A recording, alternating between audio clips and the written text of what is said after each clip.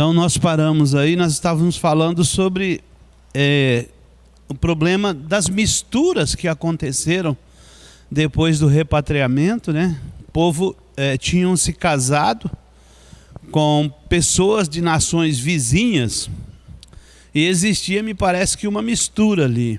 Então, mesmo entre os sacerdotes, diz que quando Esdras pega a palavra de Deus, muitos casamentos são desfeitos ali, pessoas deixam suas famílias para consagrar-se novamente, né? Mulheres são deixadas, homens são deixados por causa dessa questão de mistura. Mas também houve resistência, ou seja, apostasia no meio do povo, né?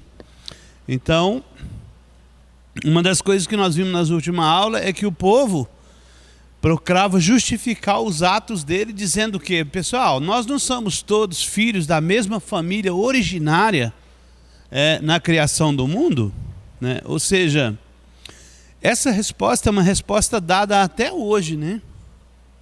É verdade?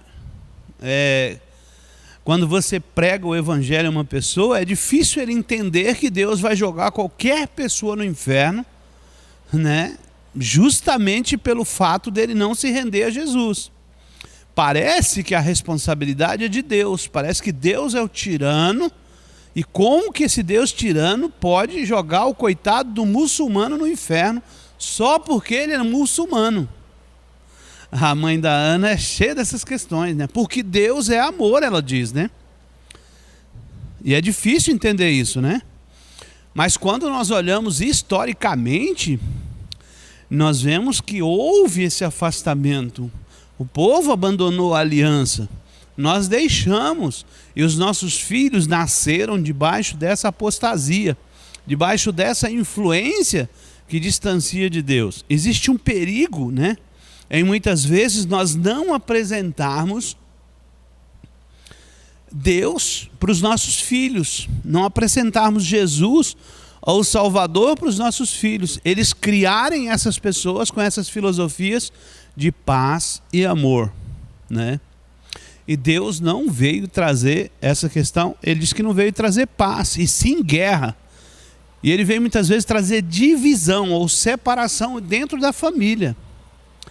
Eu não sei se vocês já enfrentaram inimizades por causa da fé, mas muitas pessoas, quando se convertem, eles têm inimigos ferrenhos dentro da própria família, simplesmente pela condição de levantar a sua mão e dizer: de hoje em diante eu tenho uma vida diferente, porque eu crio em Jesus, eu nasci de novo, e passa a ter ideais diferentes. Então essa mistura estava no meio do povo. Então o profeta se levanta ali e parece que o pessoal estava fazendo era uma coisa meio esquisita, né? Então muitos estavam deixando suas esposas velhas e pegando as mulheres mais novinhas, né? Aquela mulher que trabalhou a vida inteira para ajudá-lo, né?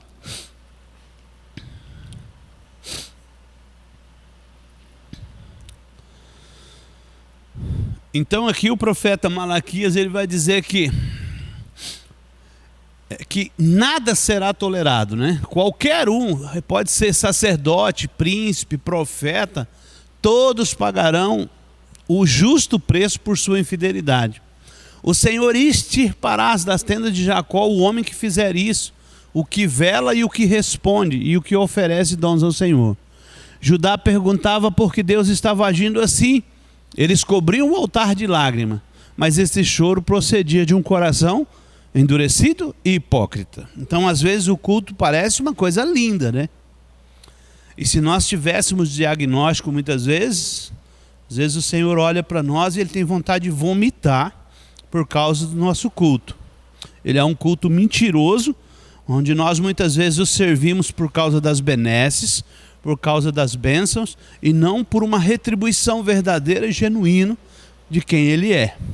Então, o cuidado com o culto, ele é uma coisa interessante. Eu ficando velho, como o irmão Irani falando na outra vez, o irmão Irani, ele já detesta evento, né? Porque o evento, ele maquia um monte de coisa, não é verdade? Quando vai ter evento na igreja, tem um pessoal de uniforme na porta, com um sorriso no rosto. Oi, irmão, a paz do Senhor e tal. E aí fica ali naquela frescura, dando bala para as pessoas, né? E no dia a dia não existe essa prática, ninguém se importa com ninguém, né? Então o irmão Irani prega muito contra isso, contra essa hipocrisia. E essa hipocrisia, ela não acontecia só lá na época dos profetas menores, não. Ela acontece hoje na igreja local em Ariquemes, quando nós não temos vida com Deus e com os irmãos e queremos pagar de santão ou de comunidade. E muitas vezes o sentido de comunidade, ele não ama ninguém, não se importa com ninguém, não valoriza ninguém, não discipula ninguém, né? E assim, na minha célula também eu sou o chato, sabe? Porque às vezes as pessoas postam lá foto, cafés lindo, café da tarde, as senhoras. Tem um monte de mulher para discipular na célula, ninguém discipula ninguém. E aí tá lá o café da tarde das senhoras, as mega espirituais da célula, fazendo um café da tarde e não discipula. Tem pessoas sofrendo, escravizadas, doentes. E eu sou muito preocupado com isso, sabe?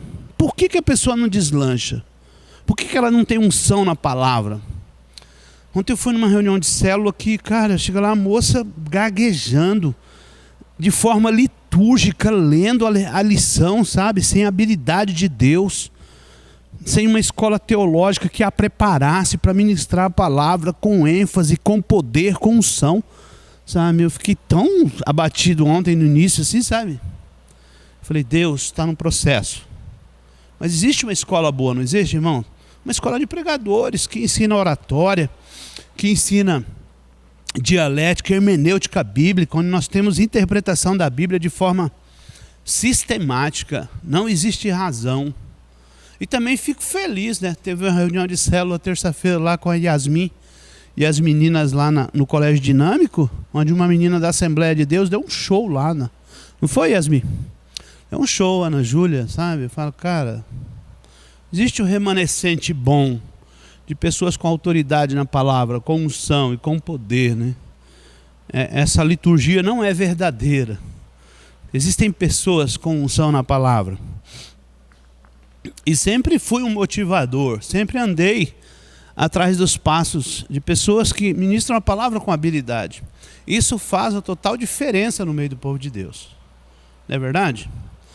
Quando nós olhamos para o passado, quando a gente olhando para a vida de Esdras, ele era um cara preocupado com isso, com essa palavra sistematizada, com o ensino. Essa foi uma preocupação da igreja e é até hoje. A igreja sempre esteve atrelada ao ensino, à prática, né? Porque, sabe, a igreja sempre nasceu em torno de uma escola, com a preocupação de extirpar cada dia mais as trevas da vida das pessoas, trazendo essa pessoa luz através da educação. Isso é muito importante.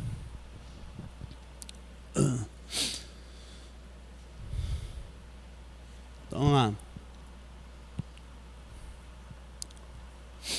Então, respondendo ao ceticismo do povo, Malaquias enfatiza a certeza na vinda do Messias.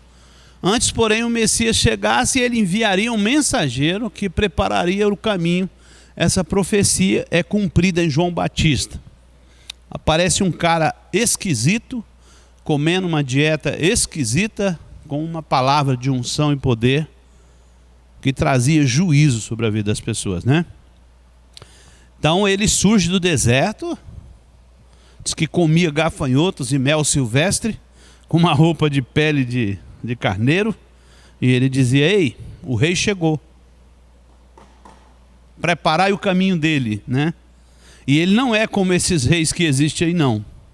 Acho que isso era um pé na bunda do Herodes lá, né?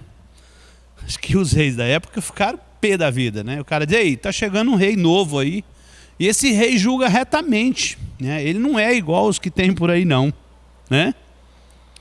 Os montes serão aplanados, as depressões serão cheias, né? Porque esse rei que está chegando aí, ele é diferente de todo rei que existe por aqui. E essa mensagem incomodava já as pessoas. Incomodava porque a unção e o poder que existia nessa mensagem fazia com que os fariseus, os saduceus, corressem para onde está João Batista. E diz que João Batista estava batizando no Jordão. E diz que eles se enfiavam pelo meio das pessoas, né? Para fingir um falso arrependimento, né? E ele dizia: ei, cobras, né? Ou raça de serpente venenosa, quem ensinou vocês a fugir da ira vindoura? Né? João Batista identificava nessas pessoas: você não tem nada com Deus. Eu reconheço na unção que existe em você. Eu reconheço nas suas práticas que você não pertence a esse reino. E quem ensinou você a fugir dessa ira? Ele estava dizendo: Satanás, você conhece ele, né? Você já o enfrentou. E ali já existia confronto entre luz e trevas, sempre existiu, entre verdade e mentira, entre o mundo de Satanás e o reino de Jesus, nas palavras de João Batista. Malaquias aponta para ele 400 anos antes. Ele está dizendo: vai acontecer isso, vai surgir uma voz, e vai surgir do deserto, e essa voz vai preparar, ele vai anunciar o caminho do Senhor.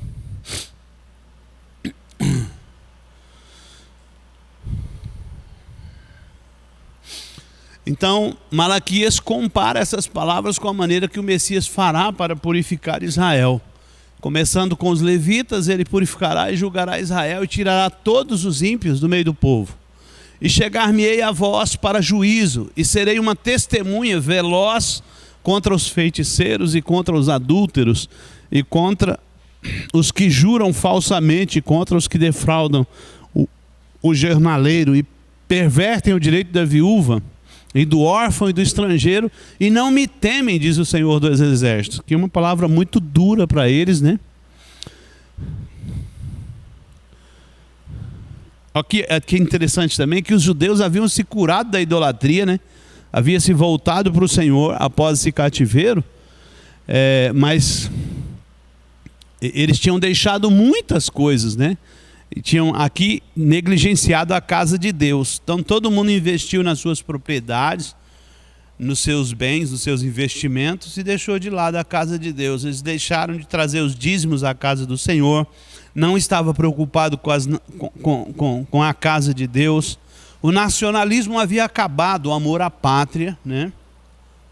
Nós sabemos o que é isso porque nós vivemos no Brasil, né? Hoje no Brasil Deus levantou uma bandeira de amor à pátria, e nós estamos extirpando do meio da nossa nação aqueles que iam para fora, além de sucatear o nosso país, ainda falava mal dele. E essas serpentes existem por aí, né? Todas essas profecias, elas devem se cumprir na nossa vida, né?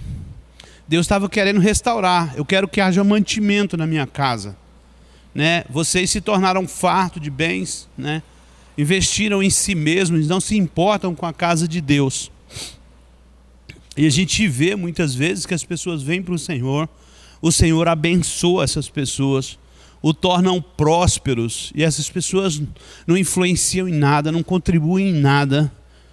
Às vezes têm dons excelentes, mas você não vê essas pessoas agindo na eficácia do dom, daquilo que recebeu de Deus, e sendo infiéis nos dízimos. E quando nós falamos nos dízimos, nós não falamos só naquilo que você tira, os 10% que você recebe e traz ao tesouro do Senhor, não. Nós estamos falando de tudo que o Senhor te deu. Te dá 24 horas todos os dias. Nós precisamos investir no Senhor. Então, se fizer uma conta de 10%, nós teremos 2 horas e 24 minutos que nós deveríamos devolver ao Senhor do nosso tempo, daquilo que nós recebemos.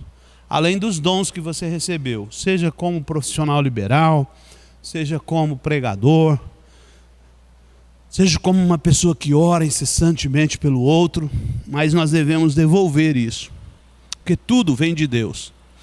Então a denúncia do profeta é que as pessoas estavam roubando a Deus e estavam preocupados consigo mesmo. Às vezes nós trazemos esse versículo só para o dinheiro, né? Mas às vezes nós fazemos religiosamente com o dinheiro, batemos na calculadora, tantos 1000 vezes 10%, e pegamos isso com todo o orgulho do mundo e trazemos ao tesouro do Senhor, e surrupiamos o resto, né?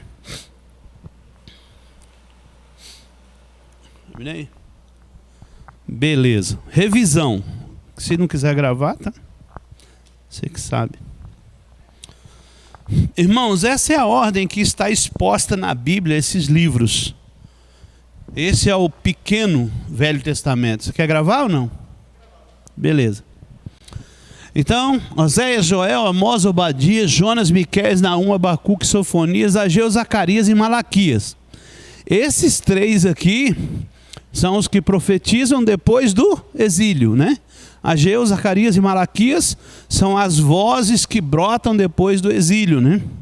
Nós começamos esse grupo de profetas, o Senhor já falando através de Oséias, né? Naquela questão da infidelidade, da esposa infiel. Que Oséias tem uma experiência nessa área, né?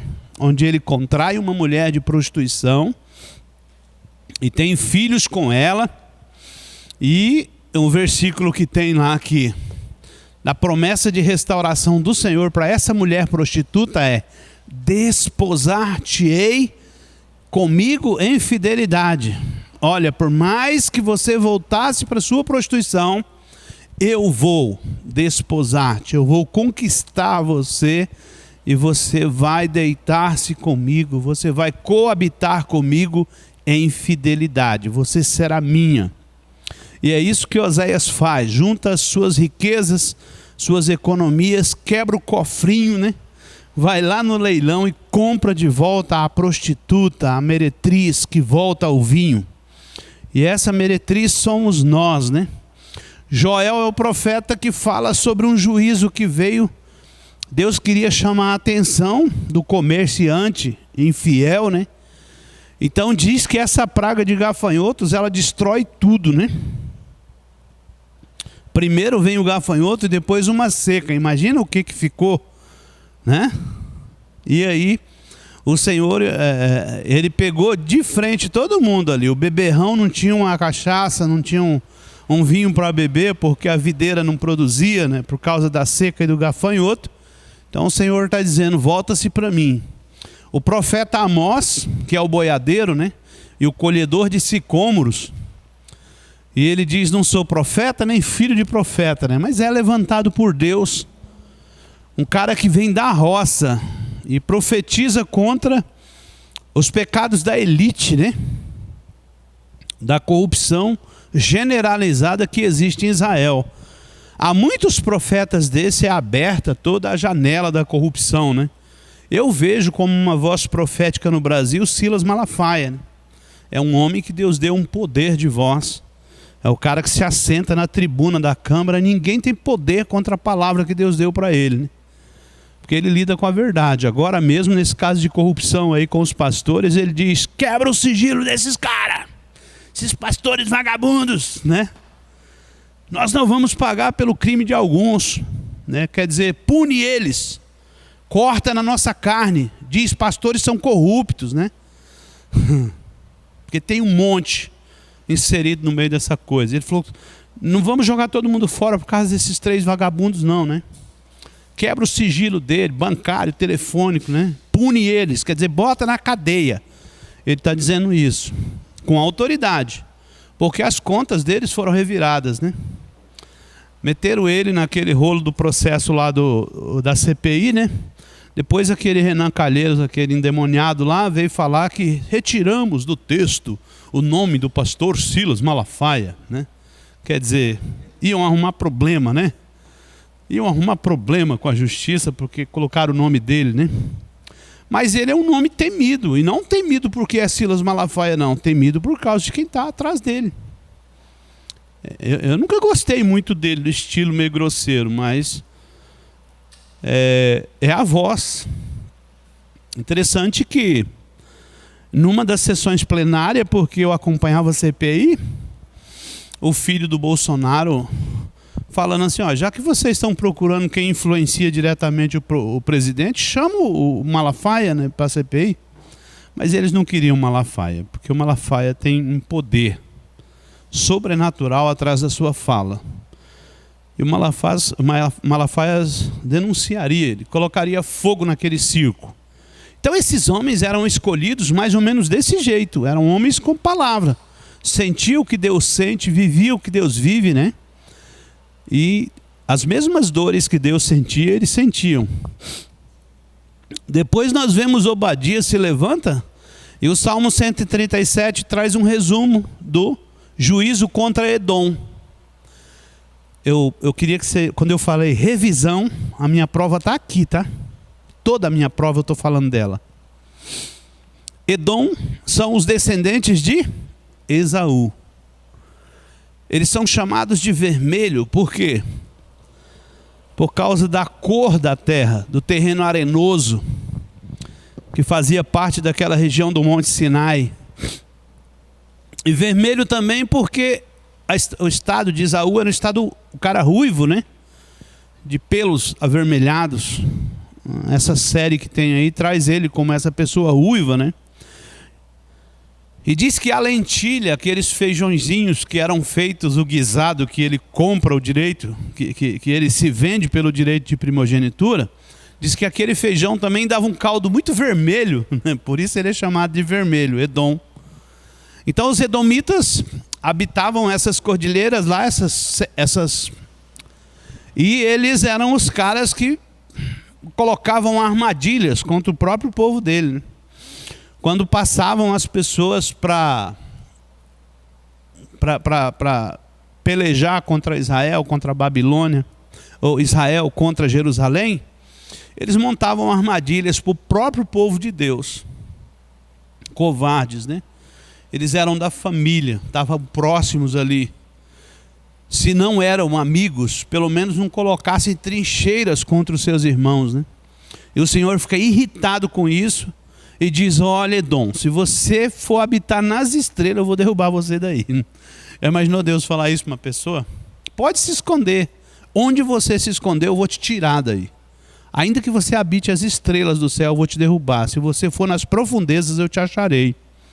Quando você lê as profecias contra Edom, então o Senhor promete: então se você passar nesse lugar hoje, você vai ter um monte de entulhos. A marca do juízo de Deus contra Edom. Não sobrou ninguém. Foi quem eles puxou o saco. Como eles puxaram o saco da Babilônia, a Babilônia veio, levou cativo Jerusalém e depois veio e regaçou com eles. E na história assim, às vezes eu aplaudo isso, sabe? Acabou com esse povo, com os inimigos de Deus, né?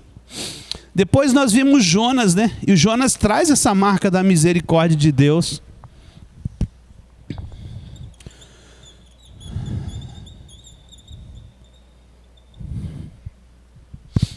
Né? Então ele é um dos caras que tem uma revelação do juízo de Deus contra Nínive, né? Que era a capital da Assíria. E ele vê tudo isso. Então ele é enviado por Deus a pregar. Ele faz toda aquela lambança lá, foge, né? Mas depois Deus prepara o peixe lá e faz Jonas, convence Jonas, né? E aí leva ele lá. Ele ministra a palavra para os assírios, para os ninivitas. Os ninivitas se convertem, Deus não traz o juízo. E aí nós vemos 150 anos depois, Naum profetiza a destruição deles, né? 150 anos depois. Mas Deus poupou os ninivitas 50 anos por causa do arrependimento produzido pela palavra de Jonas. Jonas se sente arrasado com isso, né? Fala, cara, podia ter destruído antes, né? Então depois nós temos Miqueias, que ele traz também à tona a corrupção de Israel e traz promessas de livramento. Aí vem Naum. Naum já começa a ver de perto: o destruidor está diante de ti. Porque esses profetas tinham visões daquilo que ia acontecer, né? Eles viam essa ameaça, né? Ainda que os povos que estavam embrenhados no pecado não tinham noção do que ia acontecer, os profetas já tinham essa noção. Aí nós temos Abacuque, né, com toda a sua crise existencial, questionando a Deus. Fala: Deus, eu não concordo. Como que você vai usar um povo desgraçado igual os babilônios para destruir Israel? Como que o Senhor vai permitir que Jerusalém caia na mão de um povo tão louco como a Babilônia, né? E aí o Senhor convence ele também que o Senhor estava preparando juízo, né, contra a Babilônia também, né? E tanto é que Deus levanta depois Ciro para destruir a Babilônia. uma aliança da Pérsia com a Medo-Pérsia fez com que os babilônios saíssem do juízo, né? Então, o tema central desse livro é: o justo por sua fé viverá. O Senhor tira aquele olhar questionador de Abacuque e coloca o olhar dele na fé. Então aí ele diz no final do livro, no seu cântico, né? Ainda que a figueira não floresça, né? Que o fruto da oliveira minta, né? E ele descreve todas as coisas. Ainda que nada disso aconteça, eu continuarei crendo, né? E me gloriando no Senhor. Depois nós temos Sofonias. Sofonias traz o horror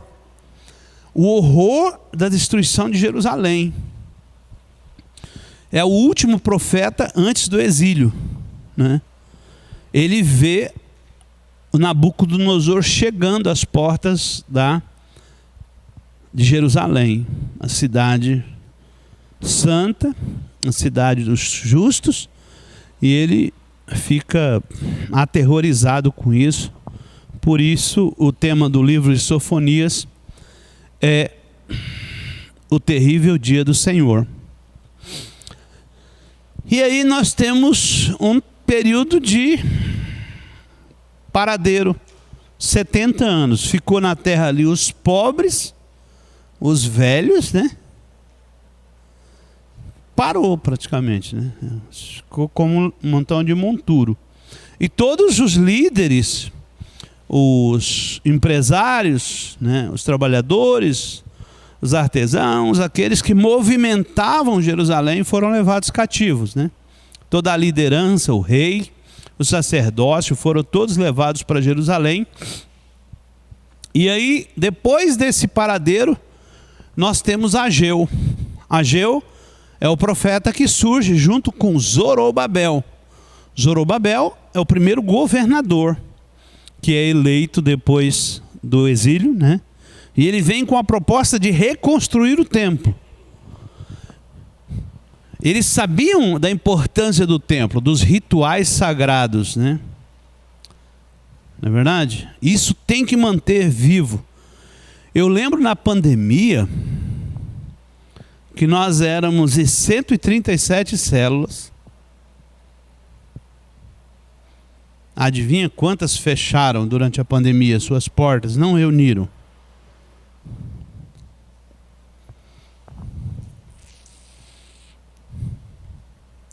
100 células fecharam.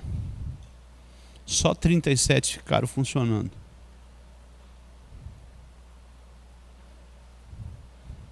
Fazer igual o Boris Casoy. Isso é uma vergonha. Só Satanás só fez assim, ó. 100 células pararam. As pessoas não sabiam, né? O irmão Irani ficava orando 6 horas da manhã. Ele veio sozinho nos primeiros dias, né? Não falou para ninguém. As pessoas descobriram que ele estava orando de manhã e vieram. Ele não convidou ninguém. Teve cuidado de mandar pessoas esconder carro, tudo, mas continuou. E esse congregar, ele é interessante. Às vezes nós podemos não valorizar isso, mas isso é uma espinha dorsal da nossa fé.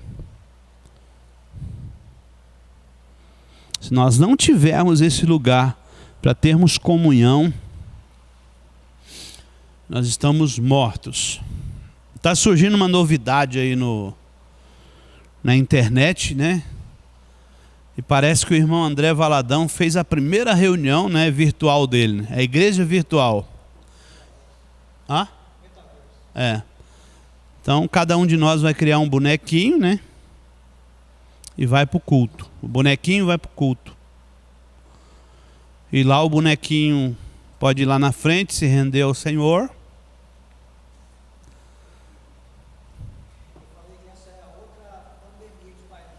É. E assim, quando a gente vê alguns nomes grandes se aderindo a essas coisas, nós sabemos que vai vir esfriamento na fé, né? Vai vir apostasia. Não é verdade? A escola, por exemplo, para recuperar os alunos, está dando um trabalho lascado. alunos com dificuldade de ler, alunos acostumados com vídeo, que abandonaram os livros, que têm debilitada o seu poder de imaginação. Por quê? Porque o vídeo, ele deixa inativo o nosso poder de imaginação, porque as imagens no vídeo está pronto. Então a nossa mente não precisa criar imagens. Ah, não tem nada a ver não, Exalto. Os meninos estudam por videoaula. Sim. É uma geração prejudicada com os projetos futuros, porque o seu poder de imaginação, que é uma ferramenta mental, ela vai ficar prejudicada. Não vai existir perspectiva de futuro. E tem alunos com dificuldade na escola, porque não consegue ler e extrair os conteúdos da leitura. O cara lê 5 linhas e não consegue extrair nada. Então, aqui. Aí Zacarias vem falando de restauração da glória do Senhor. E vem nesse contexto Esdras com a palavra de Deus, né? Com todo aquele conjunto de cultura do reino de Deus. E Esdras traz esse culto de volta, ele esquematiza tudo ali para restaurar, né? Diz que no dia que ele ministrou a palavra, diz que as pessoas choraram, né? As pessoas se prostraram diante do Senhor, as pessoas se arrependeram, né? Mesmo que isso era um arrependimento meio mequetrefe, né? Usando aqui. E aí vem Malaquias, né? Porque existia uma apostasia muito grande no meio do povo de Deus. E Malaquias vem denunciando essa falta de amor e de comprometimento desse povo com a palavra de Deus e com os ensinamentos. Então, beleza, voltando. Então, nós tínhamos, depois da morte de Davi, Reino do Norte e Reino do Sul. O norte teve sua capital onde, irmãos?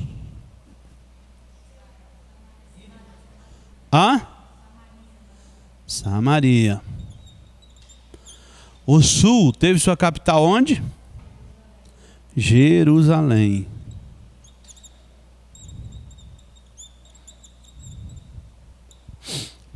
Quem é levado primeiro cativo?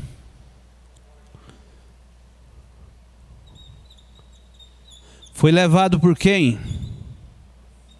Pela Assíria. A Assíria tenta invadir Jerusalém, mas se lascam, né? Quando Senaqueribe chega diante dos portões de Jerusalém, afrontando o rei Ezequias, o rei Ezequias busca o Senhor e o profeta, e 185 mil homens é morto. Então a Assíria fracassa na invasão de Jerusalém, mas vem quem que invade Jerusalém? Nabucodonosor, que é a Babilônia.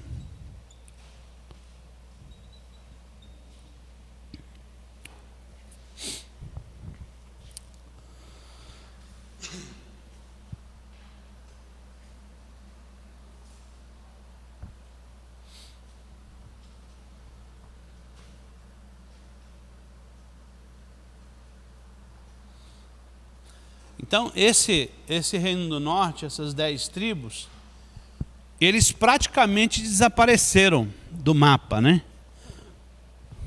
Por isso a designação do termo judeu. Quando eles voltam do cativeiro, muitos do reino do norte haviam voltado para o meio dos judeus, da tribo de Judá, que era o reino do sul. E daí, o pós-cativeiro, não existe mais reino do norte e reino do sul, ou Israel e Judá. Vai existir só Judá, né? A tribo remanescente, ela volta. Ela se mantém unida no pós-cativeiro. E aqui surge nesse pós-cativeiro uma coisa muito importante, chamada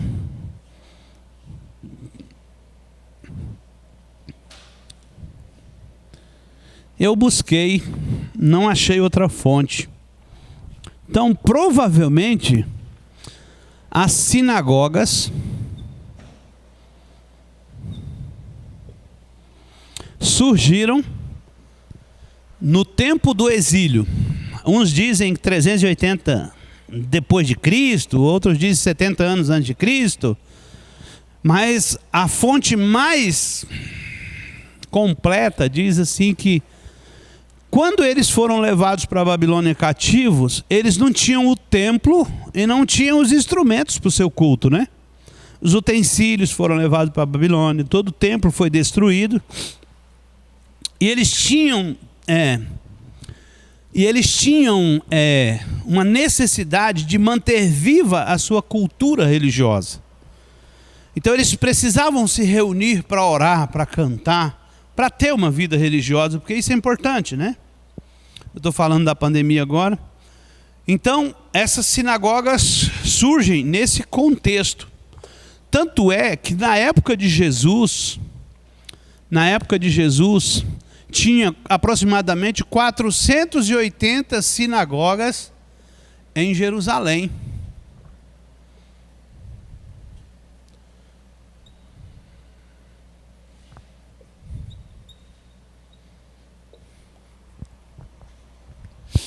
E essas sinagogas, a gente não vê historicamente o papel da mulher nessas sinagogas, né? Mas pela planta que eu andei olhando, tem uma sinagoga de Cafarnaum que existe as ruínas dela. Ela era um prédio de 21 metros por 15 e praticamente tudo livre, com aqueles bancos em volta assim, onde eles se sentavam, né? Para bater o papo deles, né? E ali não podia ter conversa frívola, né? Então o Talmud, que são os livros que trazem toda essa cultura judaica que acompanha a Torá, eles dizem que quando duas pessoas se reuniam para falar de coisas banais, podia se tornar uma roda de escarnecedores. Mas quando duas pessoas se reuniam para falar palavras da Torá, isso podia ser uma reunião onde a Shekinah, ou a presença de Deus, se manifestasse. E a prova de que Jesus é totalmente judeu e a cultura judaica estava nele, é que ele disse assim: onde tiver 2 ou 3 reunidos em meu nome, ali vai ter o quê? Eu estarei no meio de vocês. A prova que Jesus é judeu mesmo, né? Que essa cultura estava nele, é que ele copia esse texto dos historiadores do Talmud. Então, e aí nós vemos que Jesus vai a essas sinagogas, né? Deixa eu ver uma informação legal aqui.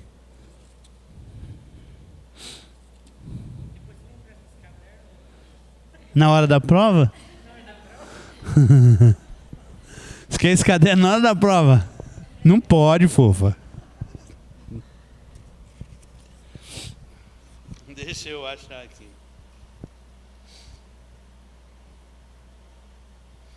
Então Jesus, quando ele, por exemplo, ele tem um impasse com Jairo. O Jairo era um chefe de sinagoga, né? E ele cura a filha desse cara, né? Filha de Jairo. E diz que em outro feito, Jesus vai para Nazaré, a cidade dele, e chega lá, ele está nessa reunião da sinagoga, e o chefe da sinagoga dizia: Osni, por favor, você vai ler a palavra hoje? E o Osni se levantava na sinagoga e ia até o lugar que ficava o rolo da lei. Osni escolhia o texto e lia o texto, né? Então Jesus, né, em Nazaré, ele estava nessa sinagoga e diz que escolheram ele para... E aí, o episódio de Lucas capítulo 4, que diz que ele escolheu no rolo do profeta Isaías, né? O texto que diz que o quê? Que ele foi escolhido para evangelizar os pobres. É a primeira vez que a pessoa de quem foi profetizada lê a profecia publicamente ali. Aconteceu numa sinagoga. Porque essa sinagoga estava todos os religiosos reunidos. Então nós vemos que Jesus usou essa estrutura para implantar o seu novo reino, o seu novo governo. E Paulo também usou muito essas sinagogas. Quando a gente vê no livro de Atos e nas cartas dele, você vê que Paulo chegava numa cidade e ele procurava o chefe da sinagoga ou a sinagoga para se reunir com os irmãos. E ali ele tinha a oportunidade de manifestar essas bases do reino a partir dessa sinagoga. Não está muito claro o papel da mulher nessas sinagogas, mas tem na planta original, eu assisti um vídeo hoje à tarde, que tinha um lugar, um espaço aberto, que provavelmente era uma espécie de escola, entendeu? Onde as crianças eram instruídas ali na Torá. E talvez essas mulheres tivessem esse papel de instruir essas crianças através desses ensinamentos. E assim, houve também ali, talvez essa cultura foi copiada de separar homem e mulher, né? Hoje nós não separamos mais, né? Porque eles acreditavam que, por exemplo, as conversas frívolas, ou as conversas do dia a dia, elas eram desnecessárias e elas afugentavam a glória de Deus, né? E as mulheres podiam tirar a atenção dos homens, né? E não estava falando só porque você ia ficar olhando para a mulher ou pela sua sensualidade, mas às vezes o próprio marido e a esposa iam conversar conversas do dia a dia ou de casa dentro da sinagoga. Vocês conversam sobre problema de casa com o marido dentro do culto? Às vezes? Então, às vezes, alguém já brigou com o marido dentro do culto, gente? Olha, um atrapalho. Por isso que não podia sentar junto. Porque aí, né? Então essas conversas não eram permitidas na sinagoga. E o casamento para eles também era um objeto de santificação. Então a mulher era vista como esse objeto de Deus para a santificação do homem. Entendeu? Então era uma coisa muito séria essa questão das sinagogas.